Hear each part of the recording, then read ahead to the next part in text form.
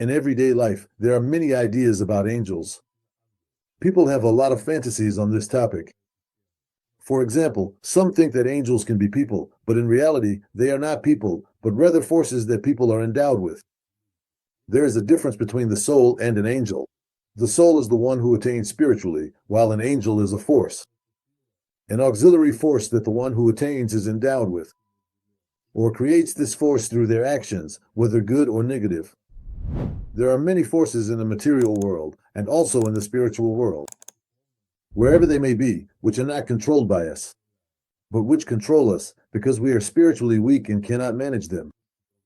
For example, a person passionately wants to experience some pleasure and cannot control the desire.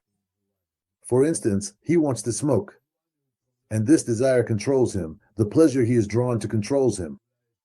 There are two ways to see an angel in the external and internal world.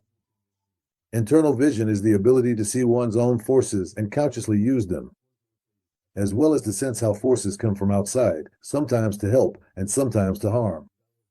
Someone thinks badly of us, or we feel a spiritual uplift in a certain group, while in another, there's a decline. In other words, there is an influence of certain forces on us. External vision is the ability to manifest forces in everyday life, in the world of actions, as well as to see how they manifest in others.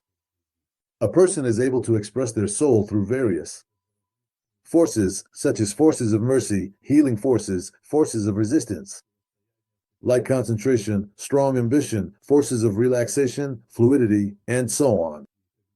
For example, when you feel power within yourself, this is called seeing, but it's not with physical eyes, it's a feeling of the heart. Or seeing within yourself desires that interfere with studying the Torah. You can also see outwardly when you look at other people and see various forces in them. This is what true visualization means, seeing forces, not images. Rabbi Chaim Vital writes this in the book Dates of Holiness, Part 4. When people talk about visions and conversations with angels, in dreams or visions, in reality, they're referring to a perception that is beyond the physical senses. These visions are not considered fully prophetic, because the one who perceives and speaks with an angel is not a prophet. But this vision is called the opening of the eyes, as defined by the Ramban, when a person sees behind all objects, behind everything that exists, the spiritual forces that influence the physical world. There is a well-known story from the Torah about our forefather Abraham, when three angels appeared to him, as it is said, and he saw three men standing before him. They came to bring him news. Michael told him that he would have a son. Raphael came to heal him after the circumcision, and Gabriel was on his way to destroy Sodom and Gomorrah. The Ramban tells us that this is not a vision, but a manifestation of glory, created like an angel, and those in the know call it the garment of angels. A similar phenomenon can even be observed with physical sight if the observer is spiritually very pure and has attained the corresponding level. Different types of perception, different levels, different worlds, and different kinds of angels and forces that we can encounter here in our physical world and in more refined worlds. Just like people, for example, love to work with energetics. Bioenergetics, they call it traveling to astral worlds. What are they actually doing? Where do they end up? They end up in worlds of subtle matter. These are not spiritual worlds. They think these are spiritual worlds because it seems to them as if they have left their physical body and have become more refined, but in reality, they continue to perceive themselves materially. They imagine themselves as if they are just as physical, only in a more subtle astral body. And as if in this subtle body, they travel through all sorts of worlds. And in these worlds, they can also feel different forces. When people practice bioenergetics, for example, they can feel that they can heal someone. For example, they might practice Reiki and say that they are channeling this energy in order to heal people.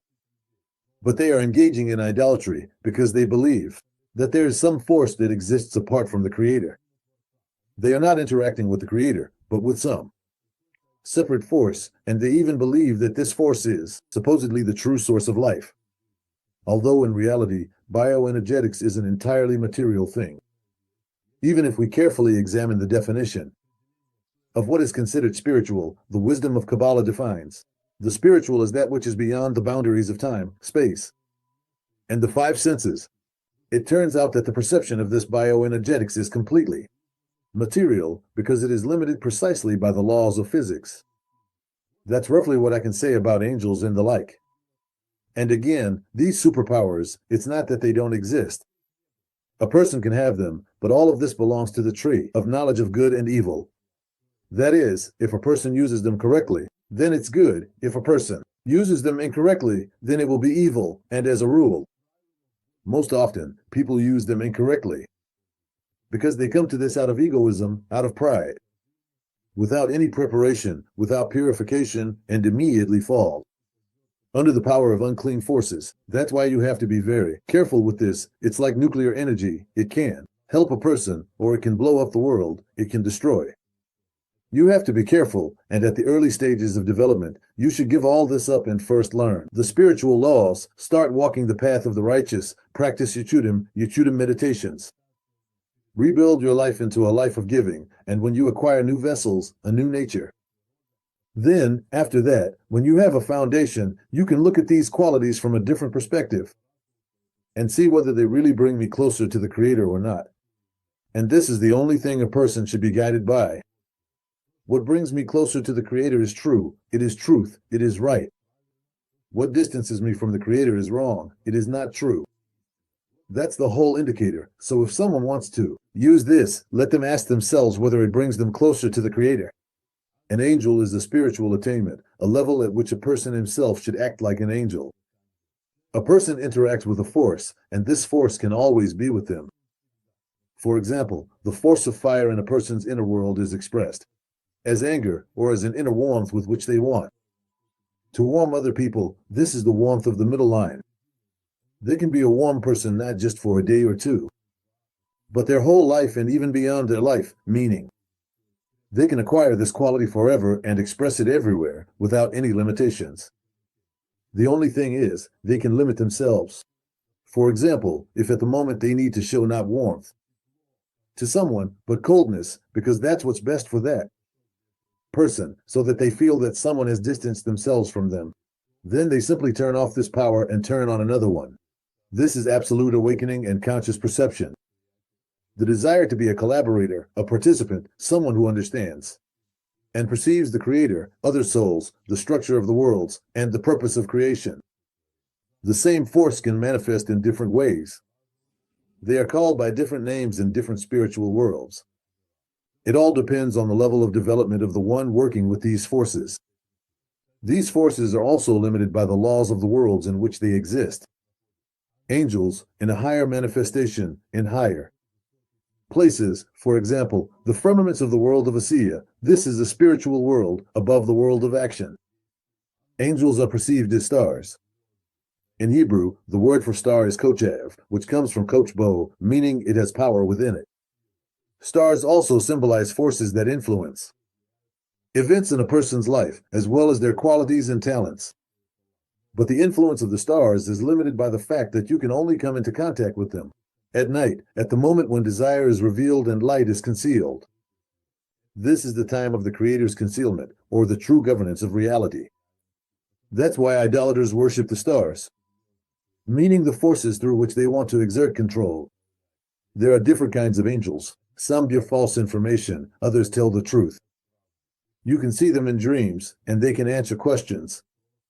However, there are those who speak untruths. That's why we need to know how to test them. To do this, you should ask them a question to which you definitely know the answer yourself.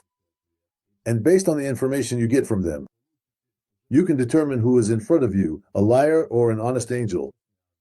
The first never tells the truth, the second never lies. This is because they have no free will. They carry out their function precisely. Once you figure out who you're dealing with, you can work with these forces more accurately. For example, sometimes you might suddenly feel a kind of support, and your desire doesn't go away. You constantly want to study. You find yourself in prayer, in meditation. This angel is called Ophin, the wheel. It keeps spinning and returning to the same point, like a wheel, again and again. And the desire doesn't stop. You can receive this kind of support from above, because by nature, we don't have such a desire for spiritual things. We have it in potential, When we start to develop it, we acquire such powers. They are given to us from above. If you are connected to the Creator, then all the forces are only His servants, and that's why you can interact with them, and in fact, you are interacting with them all the time. You can't do otherwise. That's how the Almighty arranged the worlds. And this physical world as well. Angels are not some kind of otherworldly reality. They are everywhere. These are the forces that fill the world. The only question is, do you believe that this force exists on its own, or do you believe that there is a creator who made these forces? So, angels are the forces of the Shekinah.